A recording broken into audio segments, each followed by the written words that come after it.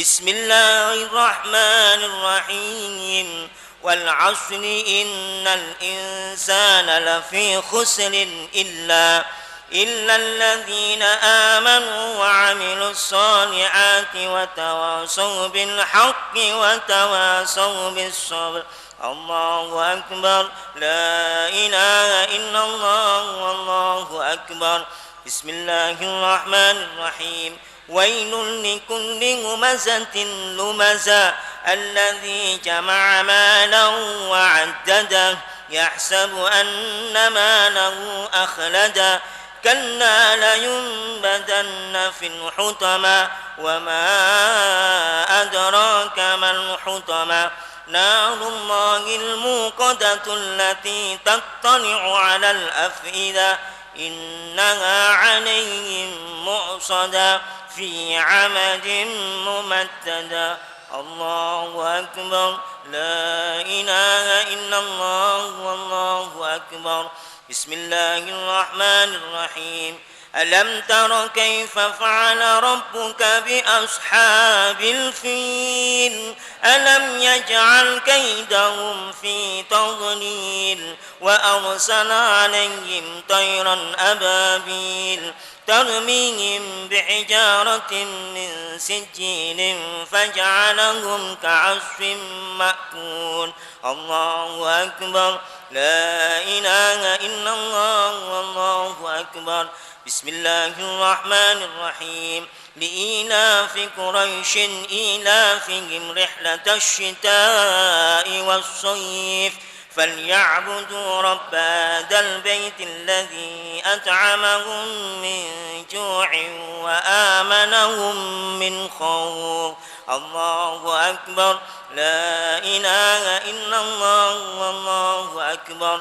بسم الله الرحمن الرحيم أرأيت الذي يكذب بالدين فذلك الذي يدع اليتيم ولا يحض على طعام المسكين فويل للمصلين الذين هم عن صلاتهم ساهون الذين هم يراءون ويمنعون الماعون.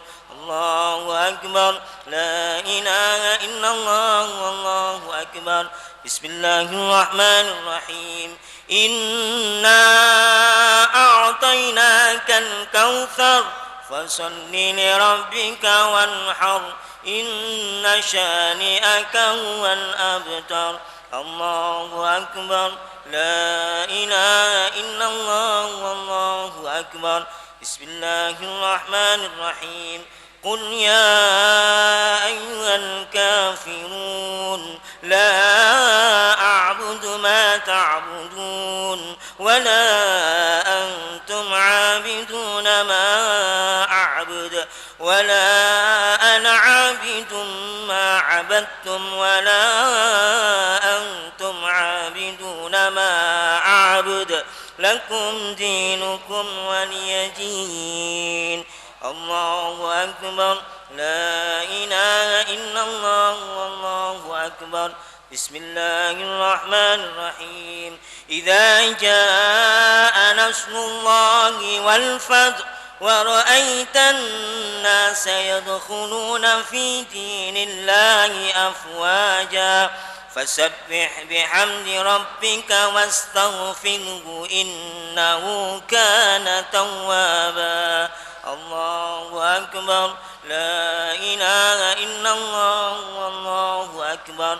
بسم الله الرحمن الرحيم تبت يدا أبي لهب وتب ما أغنى عنه ماله وما كسب سيصلى نارا ذات لهب وامرأته حمالة الحطب في جيدها حبل من مسد.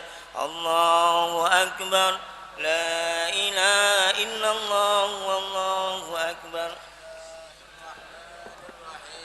قل هو الله أحد الله الصمد لم يلد ولم يولد ولم يكن له كفوا أحد بسم الله الرحمن الرحيم قل هو الله أحد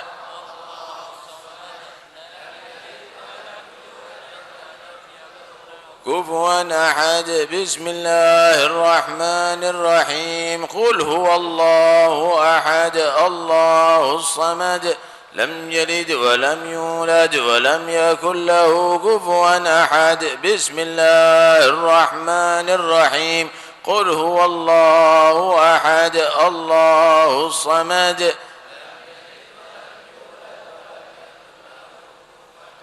الله أكبر لا إله إلا الله والله أكبر بسم الله الرحمن الرحيم قل أعوذ برب الفلق من شر ما خلق ومن شر غاسق إذا وقب ومن شر النفاثات في العقد ومن شر حاسد إذا حسد الله أكبر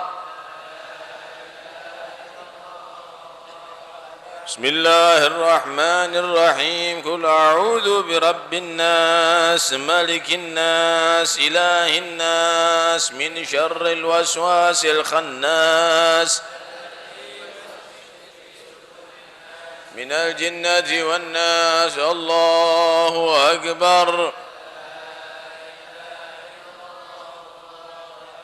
بسم الله الرحمن الرحيم الحمد لله رب العالمين الرحمن الرحيم مالك يوم الدين إياك نعبد وإياك نستعين اهدنا الصراط المستقيم صراط الذين أنعمت عليهم غير المغضوب عليهم ولا الضالين آمين بسم الله الرحمن الرحيم ألف لام ميم ذلك الكتاب لا ريب فيه هدى للمتقين ويقيمون الصلاة ومما رزقناهم ينفقون والذين يؤمنون بما أنزل إليك وما أنزل من قبلك وبالآخرة هم يوقنون أولئك على هدى من ربهم وأولئك هم المفلحون اللهم اجعلنا من المفلحين الفائزين البارين الناعمين الفرحين المستبشرين المطمئنين الآمنين الذين لا خوف عليهم ولا هم يحزنون برحمتك يا صدق الله العظيم وصدق وبلغ رسوله النبي الوفي الكريم ونحن على ما قال سيدنا وخالقنا ورازقنا وباعثنا ونصيرنا ومن إليه مصيرنا من الشاهدين وله من الذاكرين والعاقبة للمتقين ولا عدوان إلا على الظالمين وصلى الله على سيدنا محمد خاتم النبيين وعلى آله الطيبين الطاهرين وعلى أصحاب المنتخبين وعلى جميع الملائكة والنبيين والمرسلين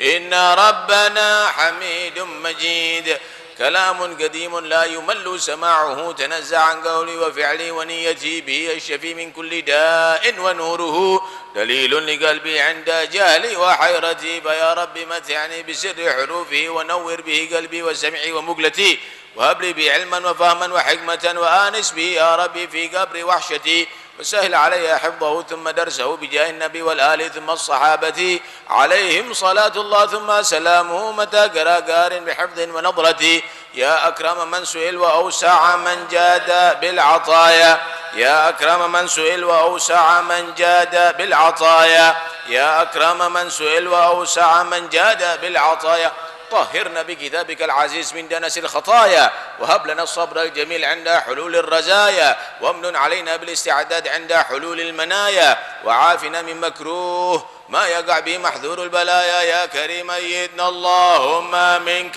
يا رب أيدنا اللهم منك يا رب أيدنا اللهم منك في هذه الساعة الشريفة المباركة عند ختم القرآن بالعصمة والتوفيق يا كريم. السلام عليكم ورحمة الله وبركاته.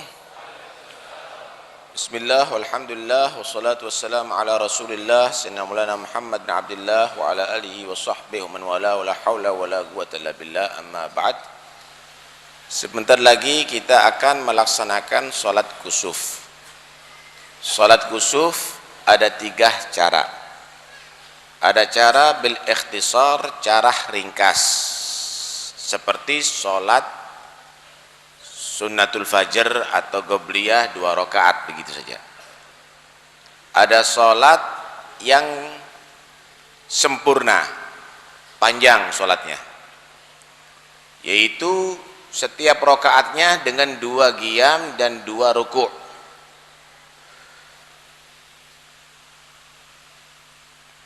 Niat salat, kemudian takbir, doa istiftah, kemudian Fatihah, panjang suratnya, tapi kita nggak melakukan yang ini, pakai surat Al-Baqarah. Kemudian ruku, panjangnya seperti waktu qiyamnya, seperti membaca 200 ayat. Kemudian setelah itu sami Allahu liman hamidah, bukan takbir. Rabbana lakal hamdu hamdan katsiran thayyiban mubarakan fi, seperti biasa, mil as-samawati wal ardi mil ardi mil ma syi'ta min syai'in ba'du. Baca surat lagi kalau yang sempurna nih ya. Setelah itu baca surat Al-Imran. Ini kalau dilaksanakan sekarang imamnya sendiri ini nanti ini. Kemudian setelah itu rukuk lagi, panjangnya seperti membaca ayat 150 ayat. Kemudian i'tidal seperti biasa, sujud. Nah, ini ada khilaf antara Ibn Hajar Rabli, ada yang panjangnya juga seperti rukuk yang pertama. Duduk, sujud lagi, panjangnya seperti rukuk yang kedua. Allahu Akbar, baca surat Al-Fatihah dan surat. Kalau yang sempurna itu surat An-Nisa setelah itu. Kemudian Allahu Akbar, rukuk seperti baca 100 ayat. Kemudian Sami Allahu liman hamidah, baca surat, baca Al-Fatihah, baca surat Al-Maidah.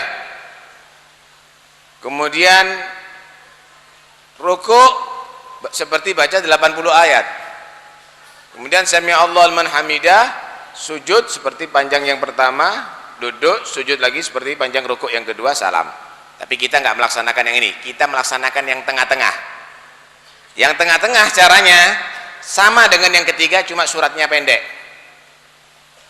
Nanti niat kusufus syams. Jadi kalau dibahasakan usolli sholata kusufis syams rak'ataini mustaqbilal qiblah sunnatan lillahi ta'ala. Takbir, Allahu Akbar, baca doa istiftah. Kemudian baca surat Al-Fatihah. Kemudian baca surat sebisanya, misal surat Al-Adiyat. Paham ya? Kemudian setelah itu rukuk, Allahu Akbar, rukuknya nggak panjang dikit ini. Rukuknya panjang sedikit menurut ukuran bacaan surat. Kita baca nanti subhanallah bihamdih, kita baca subhanallah bihamdih, kita baca 11 kali misalnya. Kemudian sami Allahu liman hamidah, sami Allahu liman hamidah, baca rabbana lakal hamdu. Kemudian surat Al-Fatihah, kemudian surat setelah itu misal Al-Qari'ah.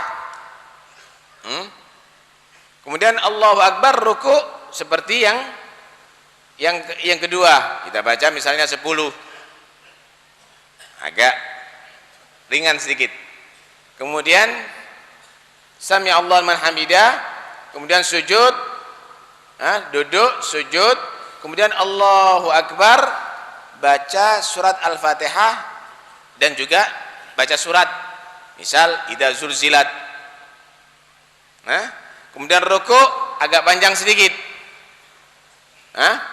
Kemudian sami Allahu liman hamidah, baca rabbana lakal hamdu, kemudian baca Fatihah, baca surat misal alhaakumut takatsur. Kemudian Allahu Akbar, rukuk agak panjang sedikit, sami Allahu liman hamidah, sujud, duduk, sujud, dan akhirnya salam. Setelah itu ada khutbah. Jangan buyar khutbahnya. Dengarkan khutbah sebentar biar sempurna. Ini sunnah yang jarang dilakukan ini. Alhamdulillah, berarti kita bisa melakukan sunnahnya Nabi. Dikala orang-orang melihat matahari dengan foto-fotonya, kita melakukan sunnahnya Nabi. Insya Allah kita termasuk golongan yang dikatakan oleh Nabi, man ahya sunnati faqad ahabbani wa man ahabbani kana ma'i fil jannah. Siapa orang yang menghidupkan sunnahku, berarti dia tadi itu benar-benar mencintai aku. Siapa yang benar-benar mencintai aku akan bersama aku ada di surga Allah. Bersama Nabi bukan di dunia tapi ada di surga Allah. Amin, Allahumma amin. Karena itu nanti kita niatkan yang kedua ini. Nah, kita niatkan yang kedua yaitu sholat dengan 2 qiyam dan dengan 2 ruku di dalam setiap rakaatnya tadi itu. Ya. Baik. Kita niatkan sebentar lagi kita ada ada nida salah jami'ah rahimakumullah. Kita berdiri semuanya, kita salat yang khusyuk, kemudian yang banyak istighfar nanti setelah melaksanakan salat dan khutbah, yang banyak istighfar, dianjurkan istighfar untuk supaya kita bertobat kepada Allah ada di saat seperti ini. Salah jami'ah. As-salah li kusufi syams jami'an rahimakumullah.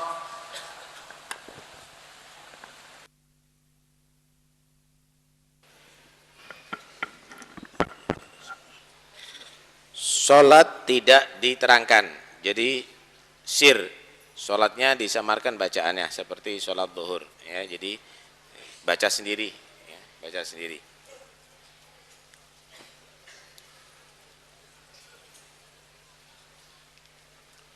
Salli salat kusufi syams raka'atain mustaqbil qiblah sunnatan imaman lillahi ta'ala imaman lillahi ta'ala imaman lillahi ta'ala. Allahu akbar.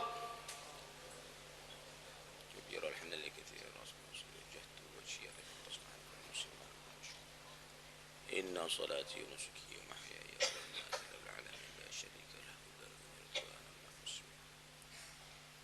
A'udzu billahi minasyaitonir rajim. Bismillahirrahmanirrahim. Alhamdulillahi rabbil alamin. Arrahmanir rahim. Maliki yaumiddin. Iyyaka na'budu wa iyyaka nasta'in. Ihdinas siratal mustaqim. Siratal ladzina an'amta 'alaihim ghairil maghdubi 'alaihim waladdallin. Bismillahirrahmanirrahim. Wal 'adiyati dhabhan fal-muradi qadhan fal-mughirati subhan. فأثرن به نقعا فوسطن به جمعا إن الإنسان ربي لكنود وإنه على ذلك لشهيد وإنه يحب الخير شديد أفلا يعلم إذا بعثر ما في القبور وحصل ما في الصدور إن ربهم بهم يومئذ لخبير.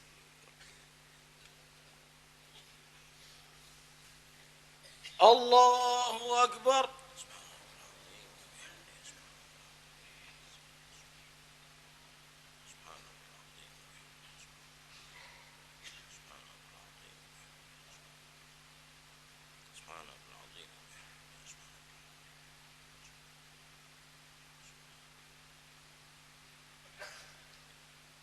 سمع الله لمن حمده.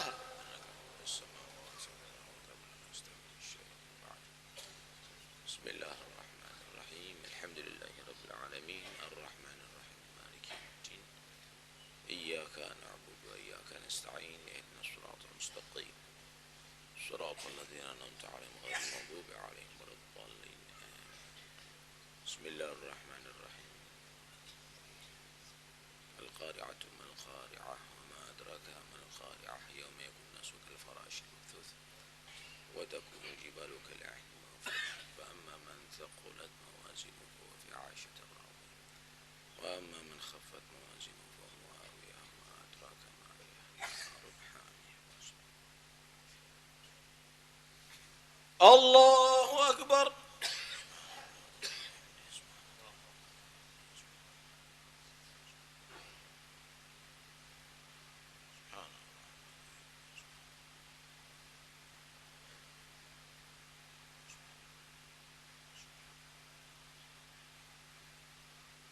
سمع الله لمن حمده. ربنا الحمد حمدا طيبا ملء السماوات والأرض وملء ما استوى من شيء بعد. الله أكبر.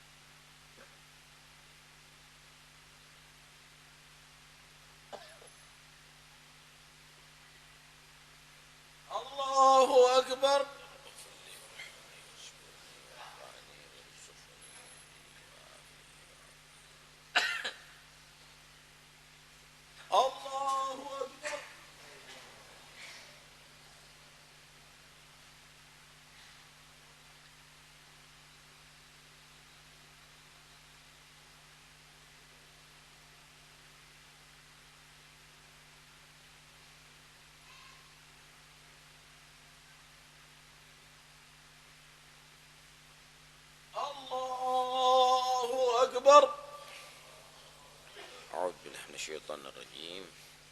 بسم الله الرحمن الرحيم. الحمد لله رب العالمين الرحمن الرحيم مالك يوم الدين إياك نعبد وإياك نستعين اهدنا الصراط المستقيم صراط الذين أنعمت عليهم غير المغضوب عليهم ولا الضالين.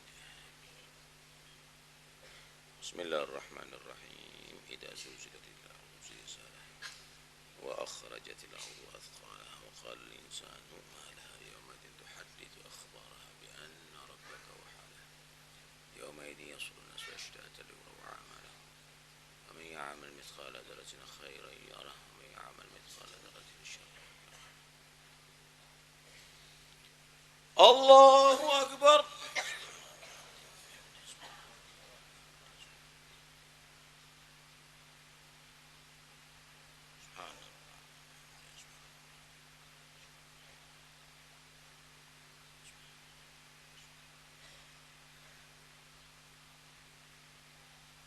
سمع الله لمن حمده. ربنا لك الحمد والسماوات أعوذ بالله من الشيطان الرجيم. بسم الله الرحمن الرحيم. الحمد لله رب العالمين الرحمن الرحيم مالك يوم الدين إياك نعبد وإياك نستعين اهدنا الصراط المستقيم صراط الذين أنعمت عليهم غير المغضوب عليهم ولا الضالين. بسم الله الرحمن الرحيم. ألهاكم التكاثر حتى زرتم المقابر كلا سوف تعلمون ثم كلا سوف تعلمون كلا لو تعلمون علم اليقين لترون الجحيم ثم لترون عن اليقين ثم لتبصرن يومئذ عن النعيم. الله أكبر.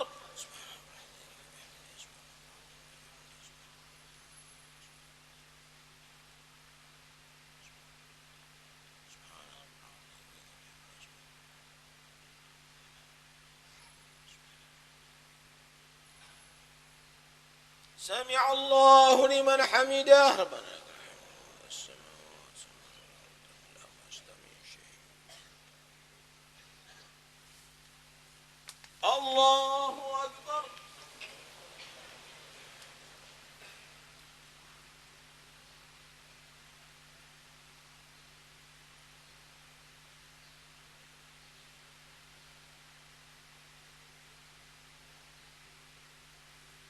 الله أكبر.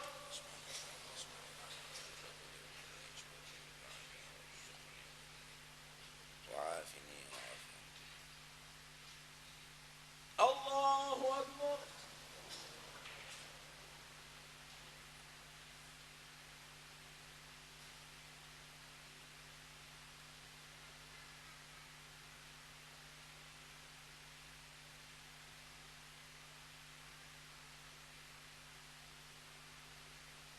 الله أكبر. التحيات المباركات الصلوات الطيبات. السلام عليك أيها النبي ورحمة الله وبركاته. السلام علينا وعلى عباد الله الصالحين. أشهد أن لا إله إلا الله وأشهد أن محمدا رسول الله. اللهم صل على محمد وعلى آل محمد كما صليت على إبراهيم وعلى آل إبراهيم وبارك على محمد وعلى آل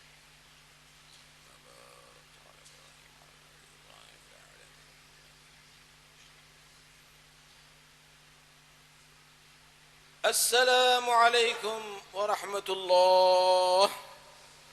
السلام عليكم ورحمة الله.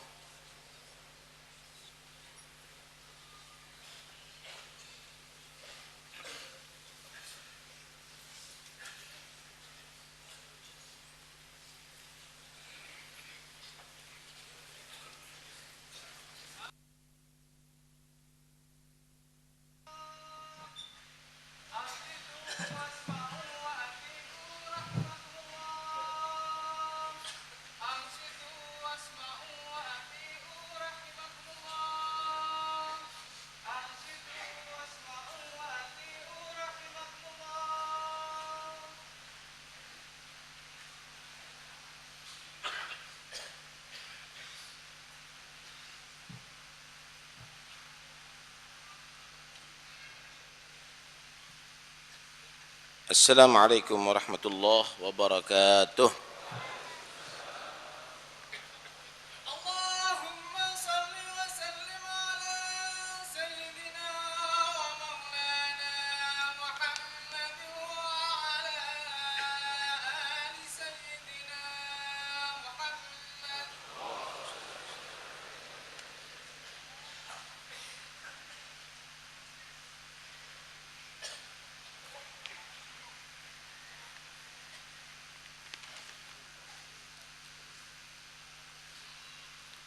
الحمد لله الحمد لله مظهر الآيات عبرا للناظرين وصارف النازلات عن المنيبين الذاكرين وموجب المزيد من نعمه للمحسنين الشاكرين ومجلل رحمته البادين والحاضرين أحمده على إسبال ستره الجميل وأعوذ به من وبال مكره الوبيل وأشهد أن لا إله إلا الله وحده لا شريك له أهدى دليل وأكرم منيل وأشهد أن سيدنا ومولانا محمدًا عبده ورسوله وارسله ناقضا لممالك ومنفذا لمهالك ودالا على أحمد مسالك وموضحا سبيل السنن والمناسك ونصره على عدائب كرام الملائك واختاره من ذرية لؤي بن غالب بن فهر بن مالك صلى الله على سيدنا مولانا محمد وعلى آله وأصحابه في إسفار النهار الضاحك وإدبار الليل المظلم الحالك صلاة يبوئهم بها أعلى مقاعد السرور على الأرائك أما بعد فيا أيها المسلمون اتقوا الله حق تقاته ولا تموتن إلا وأنتم مسلمون. Ma'asyiral muslimin rahimakumullah. Pagi hari ini kita sama-sama menyaksikan satu bukti kekuasaan Allah Subhanahu wa taala. Satu peringatan Allah Subhanahu wa taala kepada hamba-hambanya, yaitu peristiwa gerhana matahari. Gerhana terjadi bukan sebagai tanda lahir atau matinya seseorang, namun adalah murni bukti kebesaran Allah Subhanahu wa taala. Di masa Nabi sallallahu alaihi wasallam pernah terjadi gerhana matahari, yaitu ketika Ibrahim, putra dari baginda Nabi Muhammad sallallahu alaihi wasallam, wafat. Para sahabat menyangka gerhana itu terjadi karena wafatnya putra Nabi Sayyid Ibrahim. Rasulullah sallallahu alaihi wasallam segera menyanggah anggapan itu. Beliau sallallahu alaihi wasallam bersabda, "Inna syamsa wal qamara ayatani min ayatillah la yankasifani li mauti ahad wala li hayatih fa idza ra'aitumuhuma fad'ullaha wa sallu hatta yanjali." Sesungguhnya matahari dan bulan merupakan dua tanda dari tanda-tanda kekuasaan dan kebesaran Allah Subhanahu wa taala. Gerhana matahari dan bulan tidaklah terjadi karena kematian atau kelahiran seseorang. Jika kalian menyaksikan gerhana, maka berdoalah kepada Allah dan salatlah kalian sampai gerhana itu berakhir. Hadis riwayat Bukhari. Peristiwa gerhana adalah tanda kekuasaan Allah Subhanahu wa taala yang sangat luar biasa. Gerhana terjadi ketika matahari tidak terlihat di bumi karena tertutup oleh bulan. Tapi tahukah Anda berapa besar matahari jika dibandingkan dengan bulan?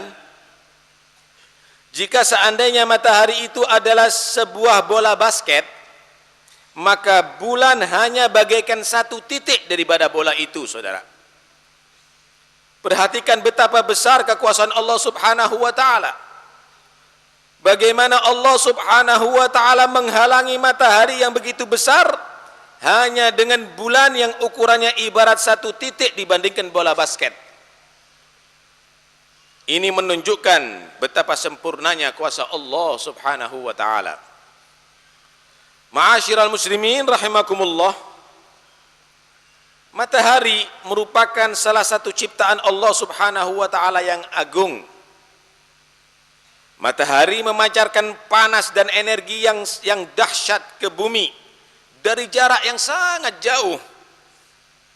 Kehidupan di muka bumi ini akan binasa jika matahari tidak ada. Begitu dahsyatnya matahari sehingga Allah Subhanahu wa taala menjadikannya sebagai salah satu nama surat dalam Al-Qur'an, yaitu surat Asy-Syams.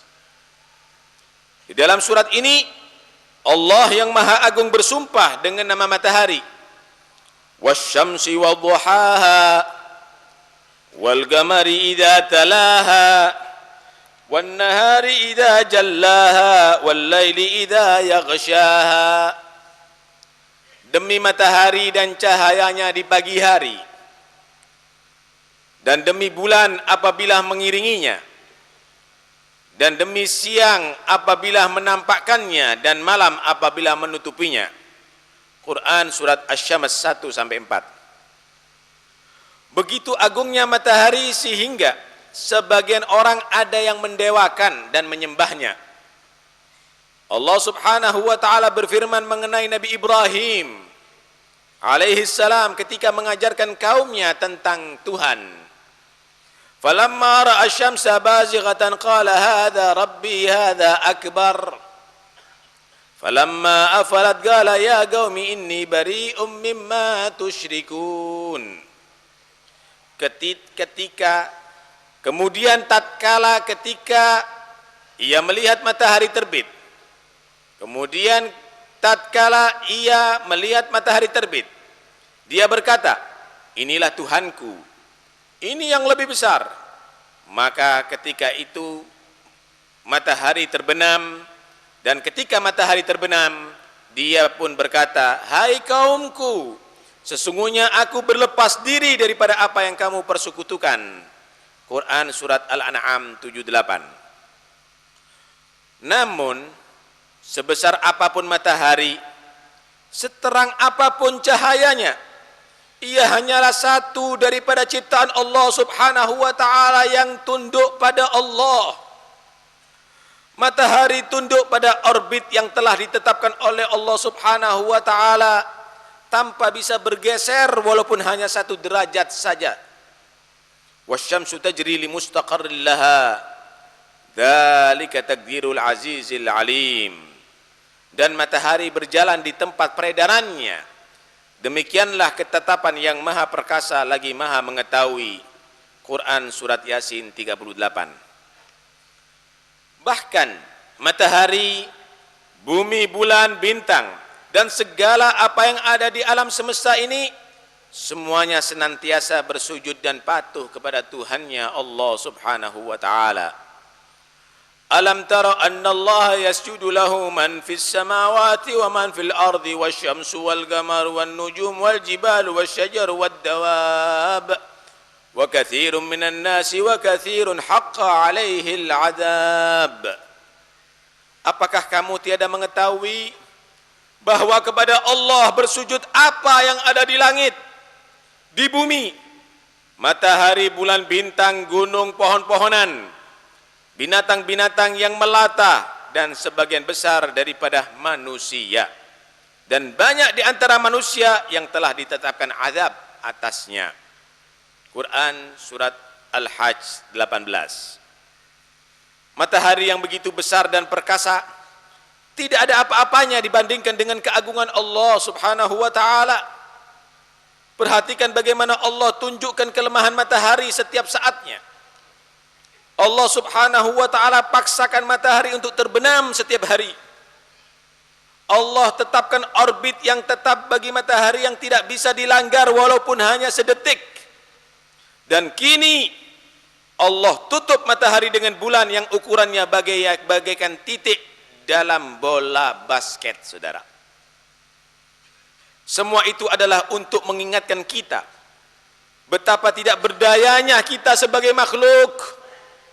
Jika matahari yang demikian besar saja dengan mudahnya ditundukkan oleh Allah, Jika cahaya matahari yang sangat benderang dengan mudahnya dijadikan gelap dengan gerhana, maka bagaimana dengan kita yang sangat kecil ini dan tidak berdaya, saudara? Ketika kita melihat gerhana matahari, kita diingatkan bahwa Allah Subhanahu wa taala bisa dengan mudah melenyapkan kita, sebagaimana mentari yang besar itu dilenyapkan hanya dengan bulan yang sangat kecil. Maka sudah seharusnya kita merasakan takut kepada Allah Subhanahu wa taala, memohonkan ampun dan berserah diri kepada Allah Subhanahu wa taala. Perhatikan bagaimana sikap Rasulullah sallallahu alaihi wasallam ketika menghadapi gerhana matahari. Sahabat Abu Musa radhiyallahu anhu meriwayatkan, khasafatis syamsu faqama an-nabiy sallallahu alaihi wasallam fazi'an yakhsha an takuna as-sa'ah fa'ata al-masjid fa shalla bi adwali qiyamin wa ruku'in wa sujud ra'aituhu qad yaf'aluhu wa qala hadhihi al-ayatu allati yursilullah la takunu li mauti ahad wa la li hayatihi walakin yukhawwifu Allahu bihi ibadah fa idza ra'aytum shay'an min dhalik fafza'u ila dhikrihi wa du'aihi wa istighfarihi. Ketika terjadi gerhana matahari, Nabi sallallahu alaihi wasallam berdiri karena khawatir dan takut. Beliau khawatir kiamat telah tiba. Beliau pun mendatangi masjid lalu melaksanakan salat dengan berdiri ruku sujud terpanjang yang pernah kulihat, kata Abu Musa. Kemudian beliau sallallahu alaihi wasallam bersabda, ini adalah tanda-tanda yang Allah kirimkan, bukan karena kematian atau kelahiran seseorang, namun Allah mempertakut dan memperingatkan hamba-hambanya.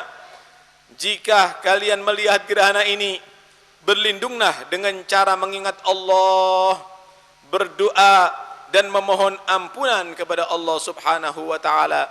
Hadis riwayat Bukhari. Dalam riwayat yang lain disebutkan, fa idza ra'aitumuhuma fakabbiru wad'ullaha wa sallu wa tasaddaqu.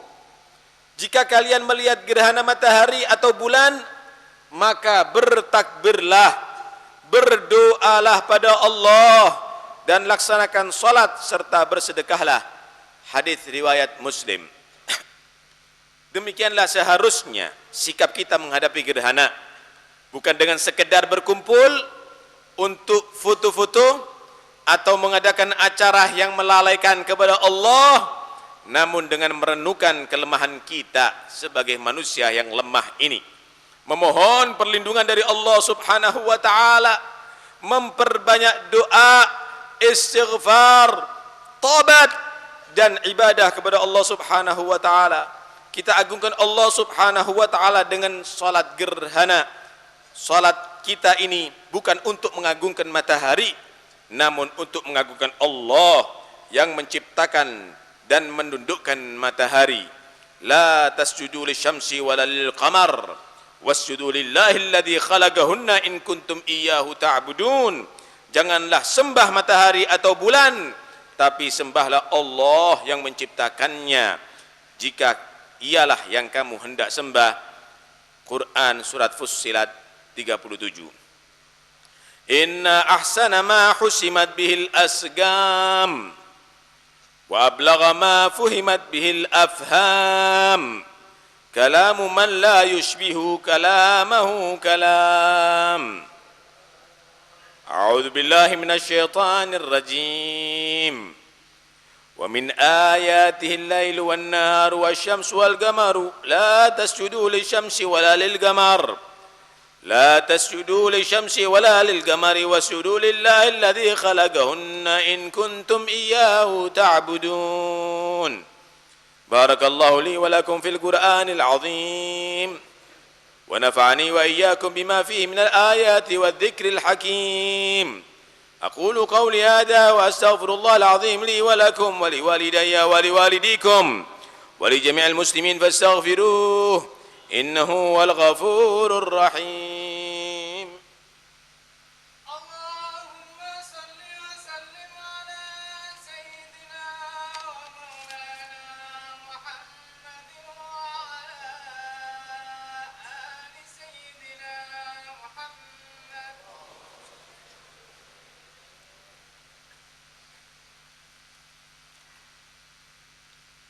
الحمد لله الحمد لله حمدا كثيرا كما أمر، وأشهد أن لا إله إلا الله وحده لا شريك له إرغاما لمن جحد به وكفر، وأشهد أن سيدنا ونبينا مولانا محمدا عبده ورسوله سيد الخلائق والبشر. اللهم صل وسلم وبارك على سيدنا ونبينا مولانا محمد وعلى آله وأصحابه مصابيح الغرر. أما بعد، أوصيكم ونفسي بتقوى الله. عباد الله، اتقوا الله تعالى من سماء اللغو وفضول الخبر، وانتهوا عما نهاكم عنه وزجر، واعلموا أن الله أمركم بأمر بدأ فيه بنفسه، وثنى بملائكته المسبحة بقدسه، وثلث بكم أيها المؤمنون من برية جنه وإنسه. وقال تعالى مخبرا وآمرا: إن الله وملائكته يصلون على النبي يا أيها الذين آمنوا صلوا عليه وسلموا تسليما. اللهم صل وسلم وبارك على سيدنا ونبينا مولانا محمد إمام الحرمين وصاحب الهجرتين، وعلى آل محمد. فيا أيها الراجون منه شفاعة صلوا عليه وسلموا تسليما. اللهم صل وسلم وبارك على سيدنا ونبينا مولانا محمد نور القلب وقرة العين، وعلى آل محمد. فيا أيها المشتاقون إلى رؤيا جماله صلوا عليه وسلموا تسليما.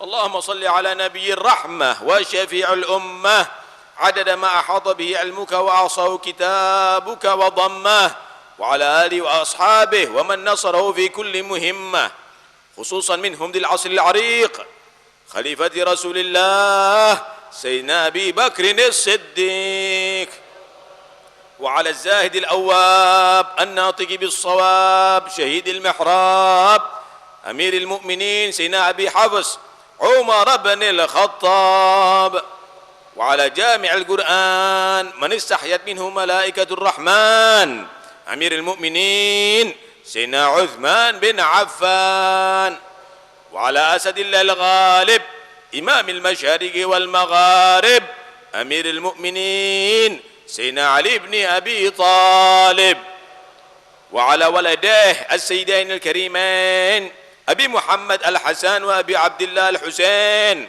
وعلى أمهما الزهراء البتول فاطمة بنت سيدنا الرسول، وعلى أميه المعظمين عند الله والناس المطهرين من الدنس والأرجاس أبي عمارة الحمزة وأبي الفضل العباس، وعلى بقية العشرة المبشرة الذين بايعوه تحت الشجرة: طلحة الفياض، والحواري الزبير، وسعد الهدى، وسعيد الخير، وعبد الرحمن الزكي الشاكر، وأبي عبيدة الزاهد الزاهر، رضوان الله تعالى عليهم أجمعين إلى يوم الدين.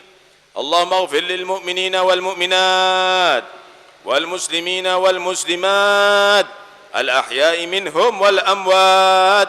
ربنا إنك قريب مجيب الدعوات، يا قاضي الحاجات، يا كافي المهمات، برحمتك يا أرحم الراحمين.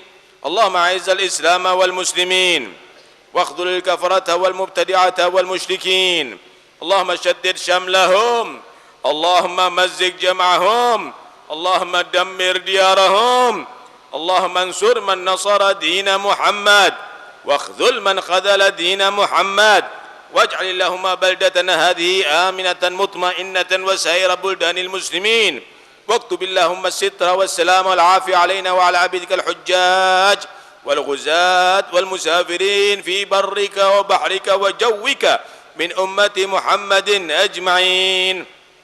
اللهم ارفع عنا القحط والغلاء والجور والفتن والوباء وسائر أنواع البلاء من بلدنا إندونيسيا خاصة ومن بلدان المسلمين عامة. اللهم ادفع عنا شر الطاغين والباغين والظالمين والمعتدين بما شئت وكيف شئت عاجلا غير آجل في لطف وعافية يا أرحم الراحمين. اللهم لا تؤاخذنا بذنوبنا، اللهم ارحمنا ولا تعذبنا، اللهم اغفر ذنوبنا، اللهم استر عيوبنا، اللهم فرج كروبنا، اللهم اقض عنا حاجاتنا ومطالبنا يا أرحم الراحمين يا أرحم الراحمين. ربنا آتنا في الدنيا حسنة وفي الآخرة حسنة وقنا عذاب النار.